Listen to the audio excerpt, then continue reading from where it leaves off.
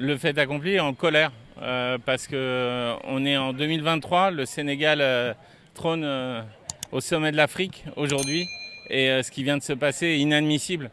C'est un manque de respect même pour notre football, encore une fois, tout simplement, tout court. On arrive au stade et à 45 minutes du coup d'envoi, on apprend qu'il n'y aura pas match parce que les arbitres ne viennent pas. Donc, premièrement, pour moi, ça me pose un problème en termes d'organisation, parce que j'estime que la Ligue, cette information, il l'avait sûrement il y a quelques jours ou il y a quelques heures.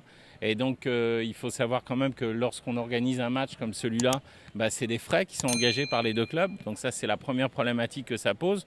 Ensuite, même d'un point de vue sportif, les joueurs, vous voyez que derrière, ils vont faire donc du coup un entraînement en lieu et place. Mais ça pose un problème dans la programmation des entraînements et autres. Maintenant, cet incident, il doit nous faire réfléchir à autre chose. C'est la violence dans notre football local et les problématiques vis-à-vis des arbitres.